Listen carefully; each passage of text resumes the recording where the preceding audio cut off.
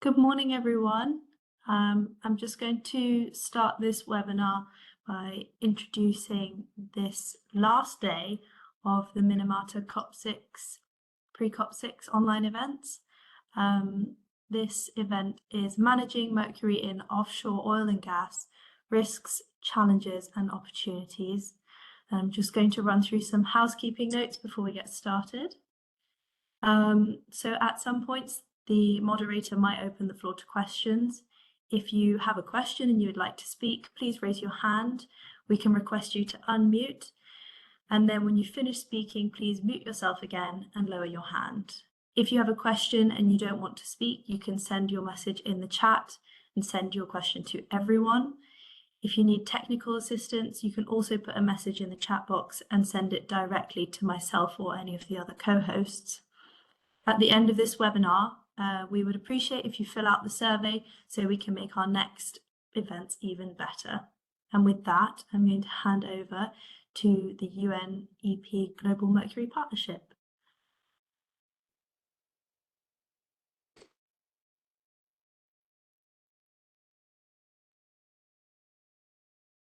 Hi there, everyone. Can you see my screen?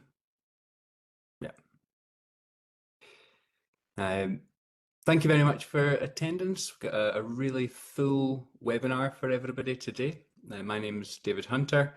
We'll just quickly go through an agenda.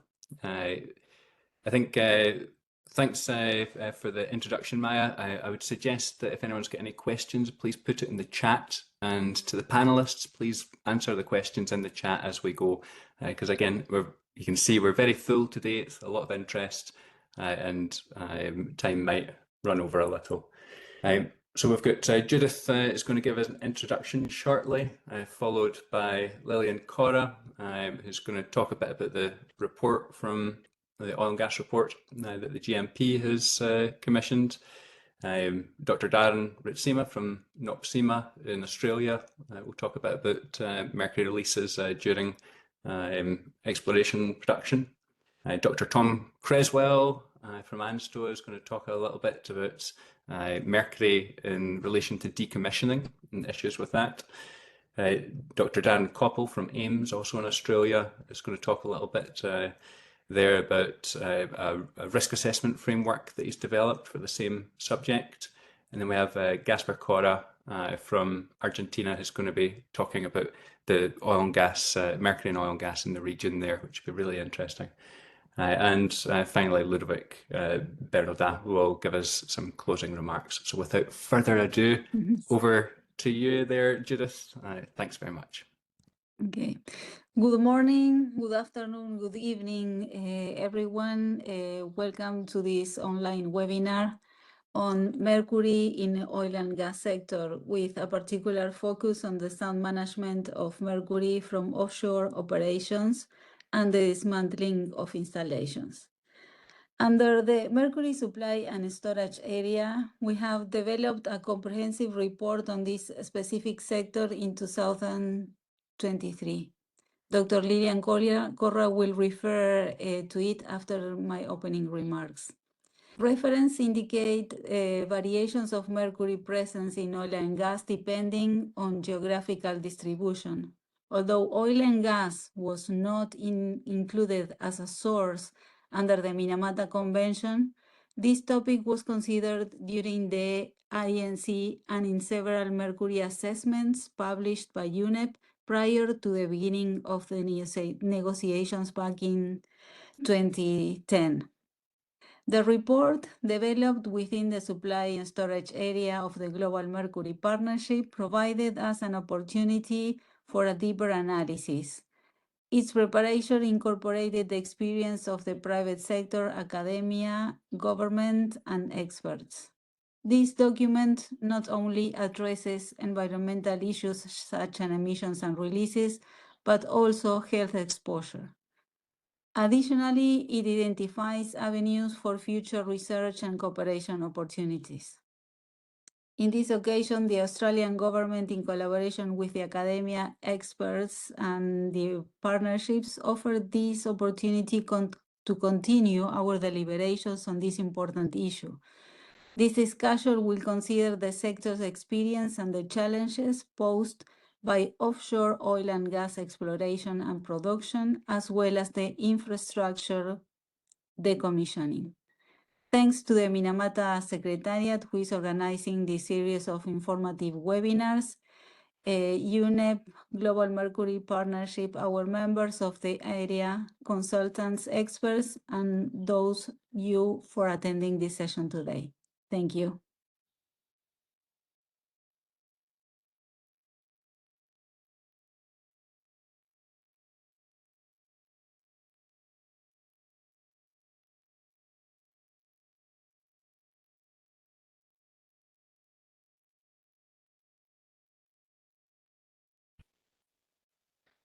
Well, good morning to everybody.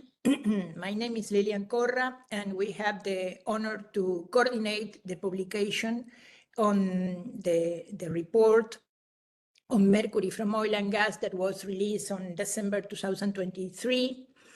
And that was bringing together experts from different areas and different regions to have the opportunity to express as wider as possible the situation on this issue. That's, as Judith Torres explained, was not completely included in the Mercury Partnership. Please, the next slide. The objective of the report is to analyze the life cycle of mercury in oil and gas and natural gas value chains and understand how this heavy metal, naturally present in oil and gas, may be released to the environment at different stages of the process. It further aims to identify how mercury waste from this sector is treated and whether it may be entering in the market for other uses. The next, please. The presence of mercury in oil and gas is well known, varies depending on the origin, operation conditions, and represents a problem for the equipment of the processing system. Mercury-containing waste, like toxic sludge, wastewater, and sorbent materials are difficult to treat, process, and store. The good understanding of the problem may be impeded by the limited available information from the different processes and uses, like emissions and releases, mercury, or mercury-containing waste from extraction or processing, occupational exposure, and human exposure. The next, please. Mercury presence in vapors suffers considerable variation in working areas, highlighting the importance of continuous monitoring to evaluate possible inhalation. Mercury also accumulates in the equipments at different stages of the process and may lead to occupational exposure, especially during maintenance, inspections, and decommissions in the petroleum industry. Can you change to the next, please? Thank you. It is important to know the geographical distribution of the presence of mercury in crude oil and natural gas to understand the nature of the problem. A mercury mass balance in oil and gas process is difficult to obtain due to the nature of mercury and the significant variation in the concentration in the deposits. The implementation of a better multicentric harmonized studies using comparable and analytical techniques and data analysis is needed. The next, please. The regional average concentrations are used as indicators to estimate the amounts of mercury present in oil and gas. Even there is a tendency by region, the average concentration varies significantly depending on the source of the information. But regional average concentrations cannot be used as indicators to understand the local problems, given the different concentration of mercury in the deposits. The next, please. So, mercury may be found and released at different stages of the oil and gas value chain, extraction, transport, processing, and from products as well. That we have to take into account that also from products. The next slide, please. No, I think it's the previous one. Can you change to the previous? No, to the next. Thank you. That was a confusion. Thank you. Removal of mercury from crude oil is not simple, and it is not carried out by many companies. In gas, mercury may cause catastrophic failures in the processing facilities. It is essential that the mercury removal process is deployed upstream of the cryogenic distillation. The disposal of the collected mercury by the removal systems varies depending on the type of system used, but in every case should be considered hazardous waste. Mercury hazardous or mercury containing hazardous waste. The next, please. Based on a review of the literature,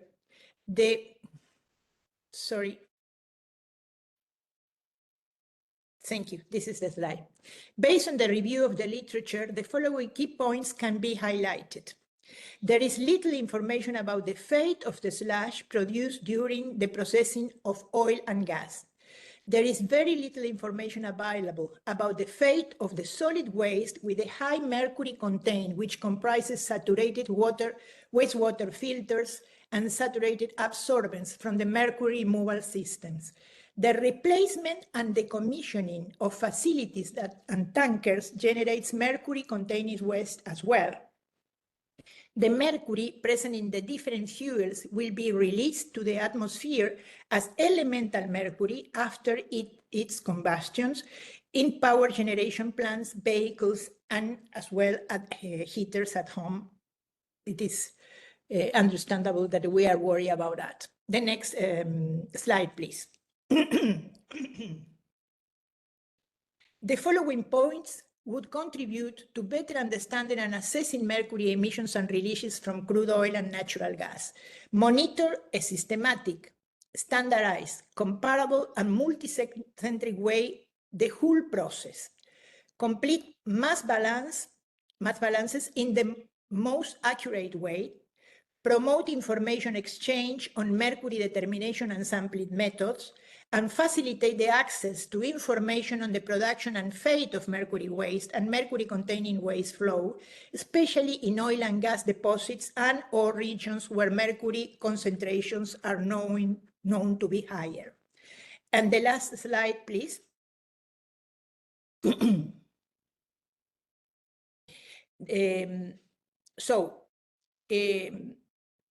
Also, it is important to identify and monitor and assess mercury waste and mercury-containing waste volumes generated by the sector, understand the track and fate of such waste, spread information on the best available technologies and best environmental practices, improve the capacities of the concerned facilities to process mercury and mercury-containing waste and safely dispose it of, and strengthen human and technical capacities and collaborations to facilitate the identification and evaluation of mercury emissions and releases from oil and gas all along its value chain. I think this is the last one.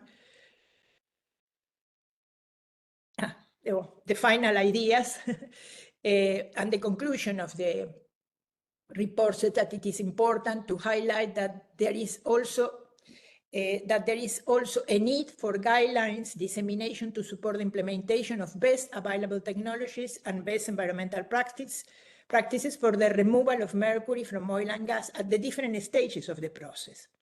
In relation to workers' protection, while several guidelines aim to prevent chemical toxic exposure and codes of practice for the control of occupational exposure to mercury, none appear to focus especially on workers' exposure to mercury in the petrochemical industry. So this is another point to take into consideration when we approach to this topic. I think this is the last one. Can you check? Yes, the last is the acknowledgements. Thank you very much. Thank and you. The report is available in the link.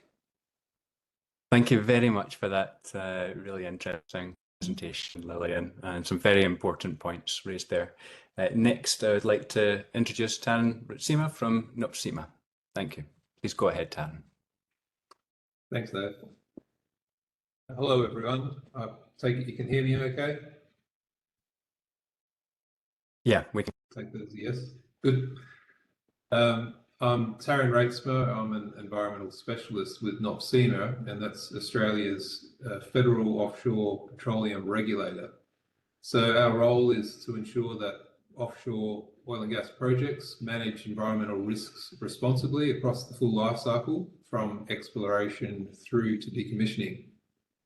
Now, when people think of mercury, they usually think of gold mining or metal smelting, light bulbs or batteries. But offshore oil and gas is another source, one with a range of discharges of mercury to both air and water. Now, these releases may happen far offshore, but they add up enough to matter in the global mercury conversation. Next slide, please. Now, to see where mercury fits, it helps to look at the offshore oil and gas life cycle, from exploration and drilling through production to decommissioning. In this presentation, I'll just briefly touch upon drilling and operations of production. You'll hear more about decommissioning in subsequent presentations. So even small releases of a persistent chemical like mercury, they're relevant and they have the attention of regulators like NOPSEMA. And while these offshore oil and gas operations are out of sight, they're still part of the same global cycle that the Minamata Convention seeks to control. Next slide, please. When we look at the drilling phase, mercury can enter the environment through a number of ways, including discharges associated with drilling muds. And particularly notable are bulk powders that are used in large quantities, such as barite, bentonite, and cement. So they're often referred to as bulk powders. And these can be cross-contaminated with mercury. Barite is particularly notable because it's a weighting agent, and it's needed in large quantities in case there's a need to kill a well and prevent a blowout. And often hundreds of tons of these powders are present on drilling rigs all the way through to the end of the activity. For some time now, there's been an industry standard limiting barite, limiting mercury in barite to 1 milligram of mercury per kilogram. When drilling is conducted, cutting piles can form, which become anoxic environments, and that is an environment that might be amenable to mercury transforming into methyl mercury, which we'll be more concerned about. And also dust from those powders also raise human health concerns. So best practice means strict chemical selection, avoiding bulk disposal to sea, and I'll touch more upon that later, and carefully handling of those powders to reduce occupational exposure. Next slide, please. So once production starts, naturally occurring mercury, as we heard in the last talk as well, is an issue that needs to be dealt with on facilities like FPSOs or this platform in the one that's pictured here. Produced water is the main direct pathway to the ocean, but air emissions, whether from venting, fugitive emissions or flaring, they're also major sources of mercury to the environment. And inside equipment, sludges, scales and filters trap mercury over time, and this then becomes a waste management and decommissioning issue. Historically, these treatment systems for mercury focused on protecting equipment or meeting gas export specifications, for example, and not so much upon environmental protection.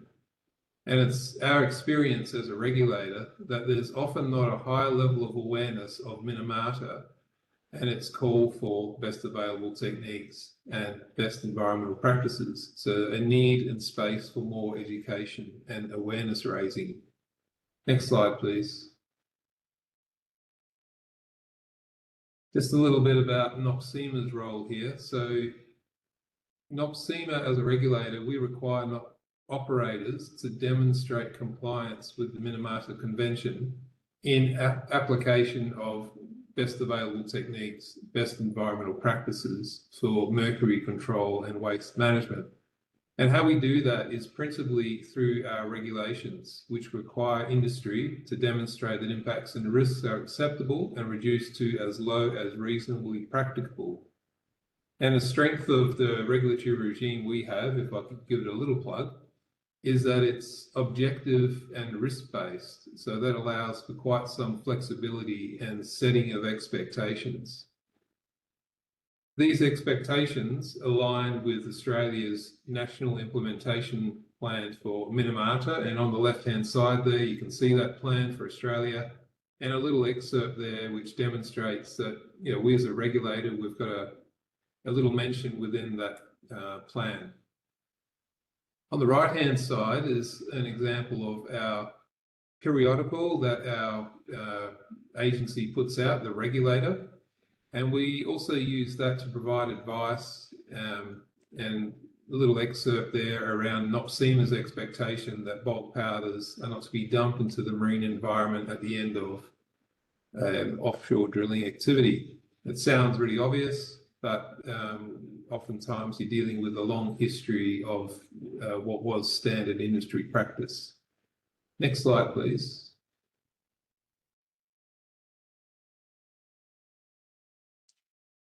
In terms of collaboration and information sharing, we see it as really critical. Mercury in offshore oil and gas, it's not exactly headline grabbing, but it's persistent and it's a preventable issue. And there's already a lot of good work that's been done. One of these reports was mentioned in the previous presentation. We also have guidance on mercury releases, and I haven't pictured here, but there's also guidance on best practice. From our perspective as a regulator, we see great benefit in further collaboration, sharing of information, identifying best practice and regulatory approaches, and an oil and gas working group would certainly help with that. Next slide, please.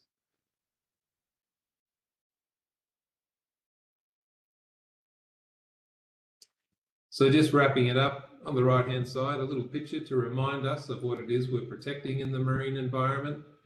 Thank you for listening, and if you want to reach out to me personally, feel free to contact me on LinkedIn. It should be easy to find. There's not too many Taran ratesmiths working at NOPSEMA. Thank you. Thank you very much, Taran. A really fantastic presentation.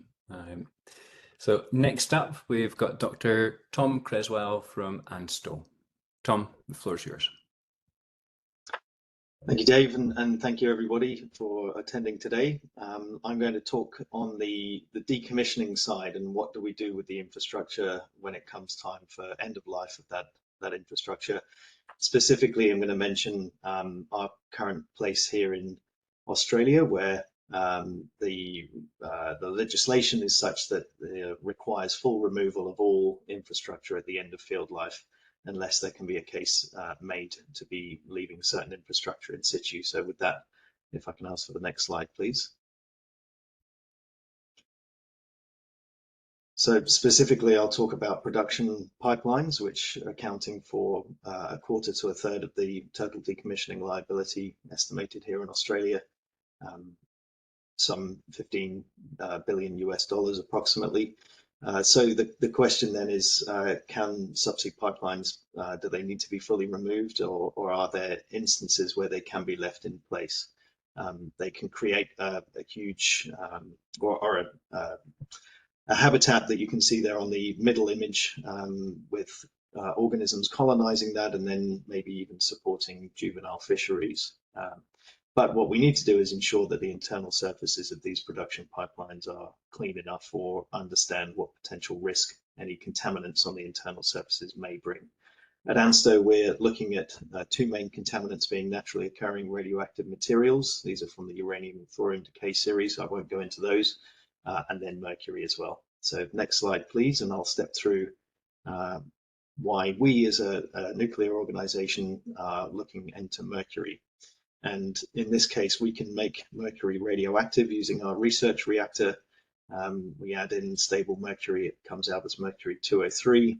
We can then expose marine organisms under controlled conditions in our laboratory, and then understand how much mercury gets into the animals and the plants that we are doing the controlled exposures to really try to get a feel for how quickly is mercury accumulated, and if you remove the source of mercury, what happens to that within these different Australian marine species. Next slide, please. And just to give a bit of a flavor for some of the things that we're looking at, is most of our identifications where we are finding mercury, it's often present as beta cinnabar, some beta mercuric sulfide, metacinnabar, in the red on the right hand side there. But we've also used radio traces of methyl mercury in green and mercury chloride in blue. And the idea here is to try to understand what risk mercury poses in these different chemical forms, different chemical species, by understanding the bioaccumulation potential. The team have conducted a series of bioaccumulation tests feeding snails, either mercury chloride or metacinnabar, and the metacinnabar passed very quickly through the animal's gut and wasn't assimilated. And then similarly, we fed radio-labeled algae to snails and then fed snails to shrimp. Looking at a food web transfer, the methyl mercury is very well assimilated and retained by all organisms, but the metacinnabar, this primary form, is not.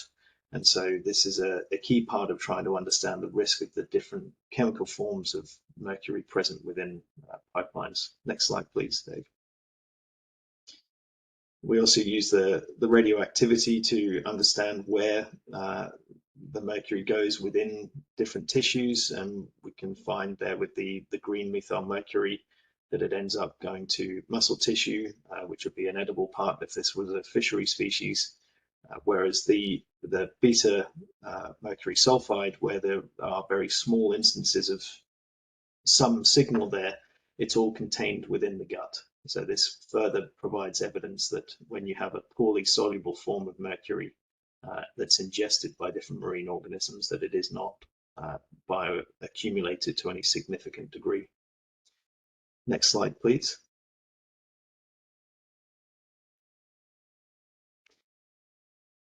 And to take the research further from what we're currently doing in looking at bioaccumulation of mercury under these controlled conditions, we're continuing to do that with a range of different Australian marine organisms. But also we want to know, is there potential for this fairly poorly soluble metacinnabar, this mercuric sulfide form, to dissolve under different, in seawater under different conditions? Is there also potential for the methylation of metacinnabar in marine sediments, again looking at Australian marine conditions as the model, but keen to work with others as well from around the world in implementing this type of research. The third area that we're looking at as well is really improving understanding of mercury biomagnification in marine food webs, and I mentioned there that we've done some initial studies into that, but we'll continue doing that and working with colleagues like Darren from AIMS to inform food web modeling, so that we can really get that holistic understanding of if there is any residual mercury left in subsea pipelines, what is that potential risk to the environment and us as human consumers.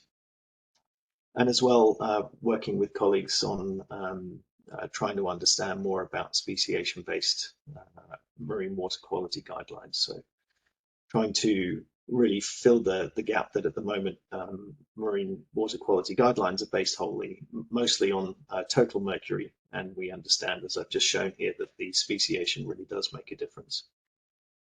Next slide, please.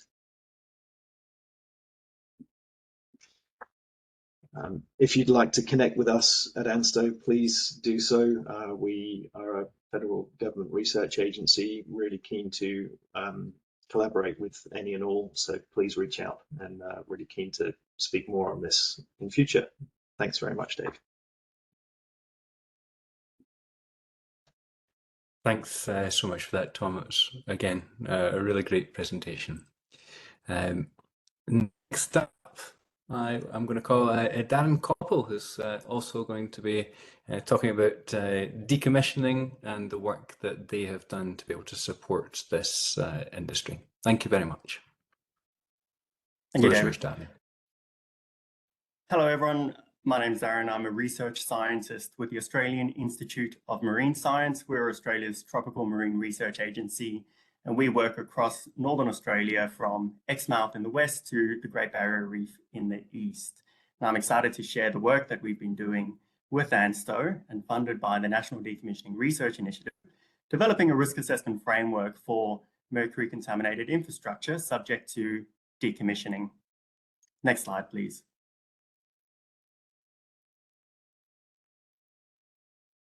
The Australian offshore oil and gas industry started producing in 1969, and some of the no longer used infrastructure have been decommissioned only recently. So we're new to the decommissioning industry.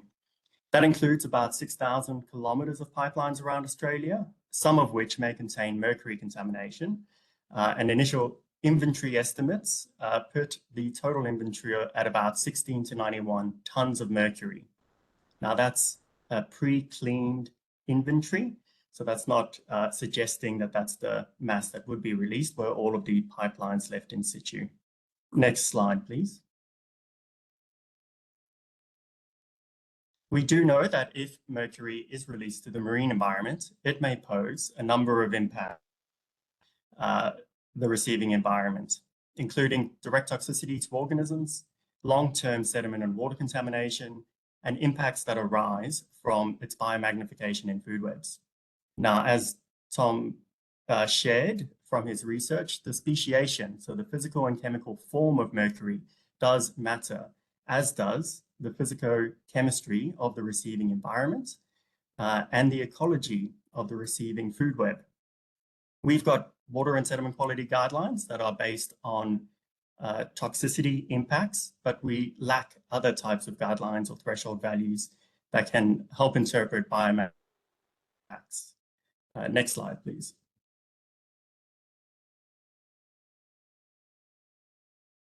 In Australia, the default regulatory position for decommissioning is complete removal.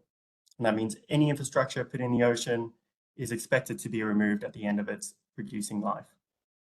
However, in limited circumstances, some infrastructure may be allowed to be left in situ, where it's consistent with national regulations, as well as our party obligations to international conventions, including the Minamata Convention on Mercury.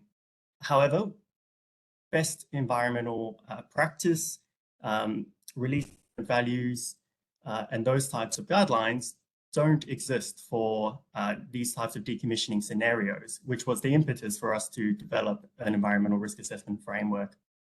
Next slide, please.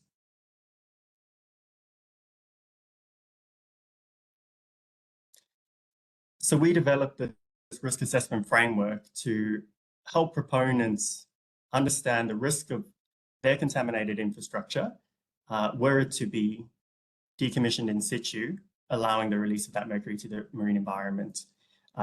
We also think it's going to be helpful in setting cleaning standards for offshore infrastructure that work towards. The purpose of this framework was to try and capture the unique aspects of decommissioning as an exposure scenario, as well as the unique behavior of mercury in the marine environment. Next slide, please. It follows a standard environmental risk assessment approach with the steps of problem formulation, exposure and effects characterization, and risk characterization. Next slide, please. Nestled within these steps, we've defined critical elements, which are on the next slide. Thank you. These critical elements reflect the decommissioning exposure scenario, so specific to the release from infrastructure left in the ocean, and largely reflect the existing requirements for proponents for all offshore oil and gas activities, as well as decommissioning specific requirements. Next slide, please.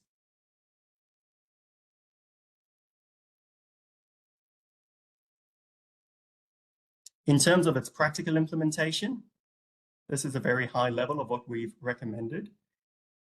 We recommended that proponents and risk assessors consider the cause-effect pathways that link the mercury release to different receptors, that they consider holistically all potential impacts from those releases, that they investigate multiple lines of evidence from these cause-effects pathways and aggregate them in weight of evidence assessments to come to robust risk conclusions that consider uncertainty. And we believe this is all necessary because of some of the uncertainties around the risk of mercury, and particularly the prediction of risk were it to be in the future. Next slide, please.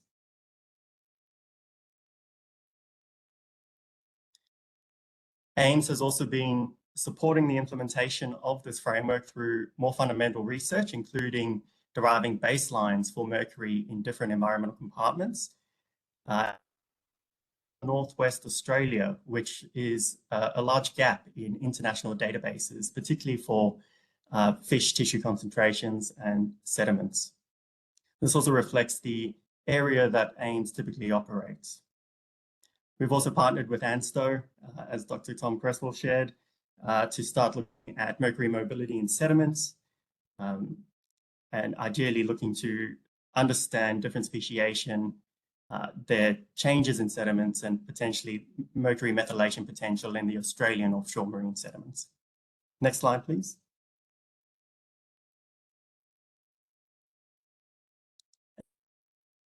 In trying to develop tools to support an understanding of potential biomagnification impacts from releases. We're doing this by taking existing mass-balanced fisheries food web models, applying a coding environment over those existing models, and parameterizing them to look at mercury transfer. And this is allowing us to consider, through sensitivity analyses, the most important ecological and chemical properties that need to be further researched to improve the robustness of these types of approaches. And the work being conducted at ANSTO is a good example of the type of work that's required to derive those parameters that inform these models. Next slide, please. I too work at an Australian government research agency. I'm very open to collaborations and answering questions. If you have any interests aligned to what I've presented, please do reach out. Otherwise, thank you very much.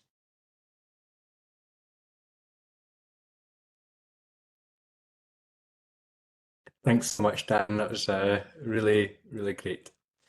The next presentation will be from Gasper Cora, who's going to talk a little bit about the LATAM perspective of mercury in the oil and gas industry. The floor is yours, Gasper. Thank you, David, for the floor. I am Gaspar Corra. I am a chemist at the Department of Exact and Natural Sciences at the Buenos Aires Institute of Technology. We're a university in Argentina focused on engineering, science, and technology. Today, I will share with you some insights from our research and analysis on mercury management in the oil and gas sector with a focus on the South American region. I'll briefly present the main challenges we have identified for this sector in the region using a case study from the Austral Basin, and then discussing possible regional pathways aligned with the Minamata Convention. Next slide, please.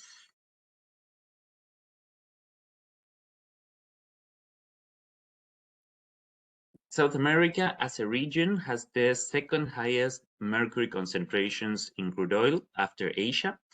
Around 11% of crudes exceed 15 parts per billion of mercury, a level considered both for industry and regulators. Despite this relevance, data remains highly fragmented, coming from the private sector and official sources without standardized reporting. This fragmentation limits our ability to compare and coordinate actions between countries. Furthermore, weak data exchange and limited dialogue between institutions and governments limits the development of effective regional policies. So, the key message here is that improving regional cooperation through shared information and harmonized approaches is essential to close data and technology gaps in this sector. Next slide.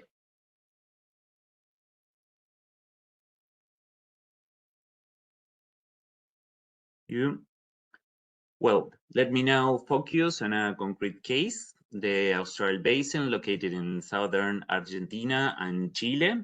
This basin includes both onshore and offshore production areas, and field data have shown some of the highest measured mercury levels in hydrocarbons across the region. In the Argentine part, one particular challenge is that many operations take place in Tierra del Fuego, that is an island province with very limited transport connections to the mainland. This isolation has direct implications for how mercury-contaminated hazardous wastes are handled and disposed of. The Austral Basin illustrates how technical, logistical, and regulatory aspects can intersect and create significant management challenges even within a single country. Next slide, please.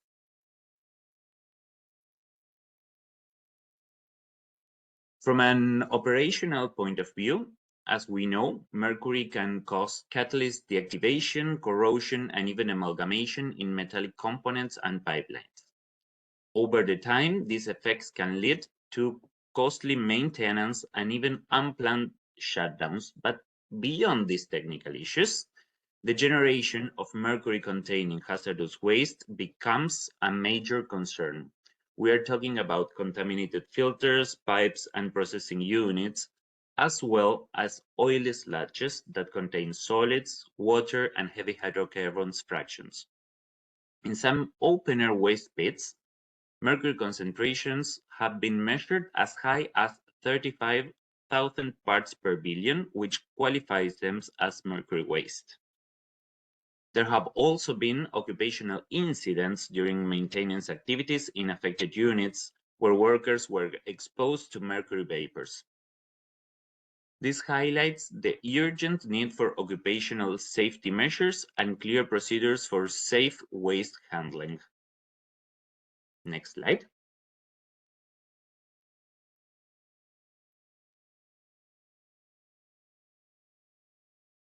When we move from diagnosis to management, we find several barriers that limited environmentally sound practices.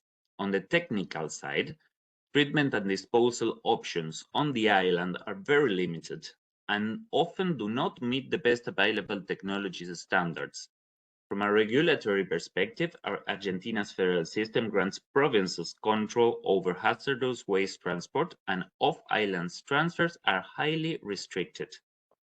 The nearest authorized treatment facility outside the island may be more than 1,000 kilometers away, accessible only by land through Chile.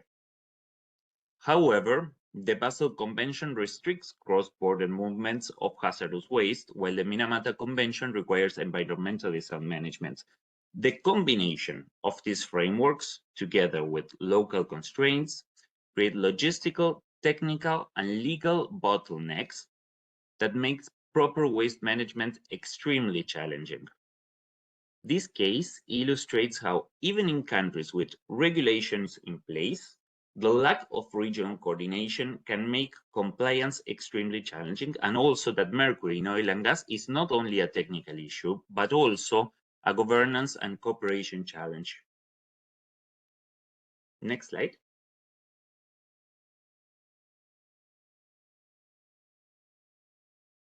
Looking ahead, there are several opportunities to strengthen mercury management in the sector, like promote regional technology transfer and cooperation for capacity building and training, establish a shared regional platform for mercury data monitoring and best practices exchange, enhance coordination between the Basel and Minamata Convention, as well as occupational health and national frameworks to ensure that both worker protection and environmental goals are achieved. And finally, foster dialogue between government, industry, and academia to move from diagnosis to action, to ensure that the solutions are not only technically sound, but also socially and economically feasible. Thank you very much for your time and attention. Please feel free to contact me personally on LinkedIn. My name, by searching my name, I think I'm the only one with my name and surname. So thank you very much again for your time and attention. Thanks so much, Gaspar. That was again a really wonderful presentation, highlighting some very important issues that have been covered in previous webinars this week as well, to do with lack of capacity and being able to deal with mercury-containing wastes from industries in an environmentally sound manner in accordance to Basel Convention guidelines. So it's a really interesting to hear that highlighted in such a specific way. Thank you to all our presenters today. Before we go to the closing remarks, somehow we have managed to have a little bit of extra time here. So again, massive thanks to the presenters for keeping all your presentations quite concise. Would any of the presenters like to talk to the questions or the points that have been raised in the chat? I'd be very interested to hear your opinions on some of the wonderful conversation that's going on there. Darren, please take the floor. Yes, thank you. I think a number of the presentations and certainly some of the questions have highlighted the value that could be obtained from greater sharing and information sharing, and maybe through more coordinated platforms for that sharing. And one example that I provide is that the offshore oil and gas industry conduct a large number of environmental surveys looking at environmental concentrations of mercury. And were that data available, it would greatly help us in defining baselines and parameterizing more environmentally relevant food web models. And so it's a call out, I think, to encourage people to consider whether their data does need to be confidential, or perhaps whether it would provide value by making it more public. Yeah, thanks. It's a very, very good point, Dan. It's quite a common story, I think, when we're dealing with this very niche element of the industry, dealing with mercury in the oil and gas industry. We know it's there. We know because we can go and measure it. Some of us have done direct research and seen the mercury there. And to have some of that information more public would really help to develop these kinds of policies and technologies as well to be able to deal with it. It's a very, very good point. Any more of the presenters want to address any of the points taken in the chat? If not, then I'll just very quickly mention that Harry Vandermeer has started a nice conversation there, talking about the need for better understanding of the acceptance criteria, both for the disposal of steel coming from the decommissioning industry, and also something more relevant to the work that Dan and Tom's doing, if pipelines are to be left in situ in the sea. It's been a topic that we've covered so many times before over the years, dealing with different situations geographically and with different oil and gas companies. We keep readdressing the same question: how much mercury can be left in the steel? How much is too much? When is clean? And I think that this area needs a lot more work, and some kind of consensus and guideline development would be really fantastic. So if anyone wants to reach out and have a deeper discussion on this, I think myself and a lot of the other attendees here would be really happy to discuss. Okay, Ludovic, are you ready to give some closing remarks? Would be really Yes, thanks, happy David. to hear from you. Can you hear me? Yeah. Certainly can. So Thank you thank very you. much. Thanks for that, and thanks. We'd like to really, as UNEP Global Mercury Partnership, thank the speakers for sharing their insights and latest knowledge on the issue of mercury in releases during the offshore oil and gas exploitation and production, the research that needs regarding mercury associated with this activity, and the decommissioning, and assessing the risks of mercury releases in the environment. These are all very important points that we need to continue discussing, as you just said, David, and researching.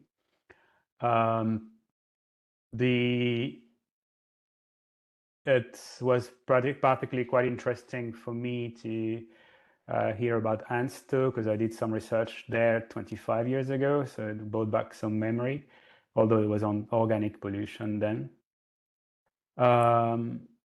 So the side event is really aligned with the previous event that the Global Mercury Partnership organized on this topic.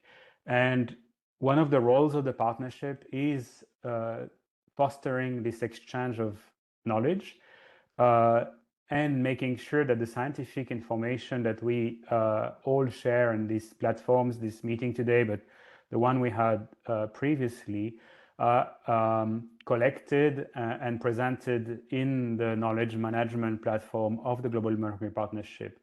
It is important for the negotiators of the COP, the Conference of the Parties of the Minamata Convention, to have access to this information, because for a lot of them, it will be new information and it can involve and inform the discussions on the possible directions the convention can take. The partnership has played a lot of roles in these directions in the past during negotiation, but we continue to do so even over 20 years after the partnership creation. So all what I can say is that we will continue to foster this interaction, the really interesting presentations and research that is going on all around the world. It was also very important to see the various regional expertise and experience on the oil and gas sector.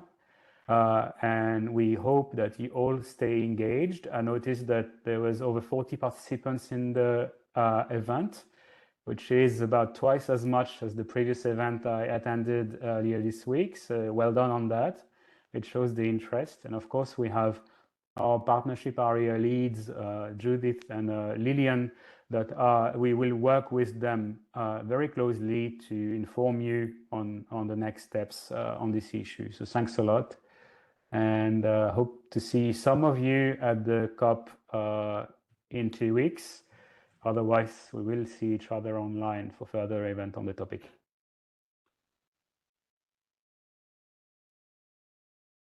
Thank you so much, Ludovic, for your closing remarks there. We still have a few minutes, miraculously, in this webinar. Would anyone else like to add anything to this, or to address any more of the comments which are still coming down thick and fast in the chat? Really started a good conversation here.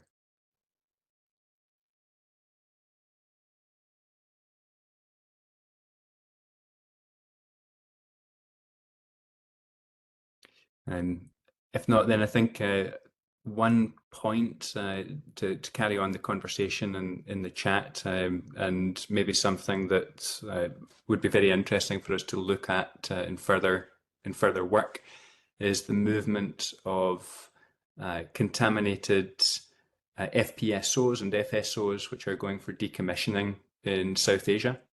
Often still with contaminants in the steel there. You can imagine the movement of these contaminants, how that can break the rules of the Basel Convention, because these things are waste. It's a very topical question at the moment and relates directly to the work that's been described in this presentation and is being discussed at the moment in the chat. The issue here there is exactly what the Basel Convention was designed to try to stop, which is the movement of hazardous materials into areas where they might not have the ability or the capacity to treat them in an environmentally sound manner. And we're very aware of environmental releases and human exposure to toxic materials in some of these cases.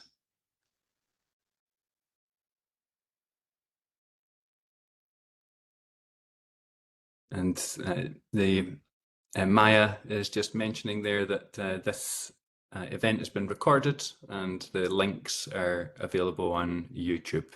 You'll also be able to find the links via the convention website. So I think if no one else has any remarks to add, maybe this would be a good time to say thank you to all of the presenters today. There's been a lot of work putting this together. It's really appreciated. And yeah, so thank you very much. And with that, we should close.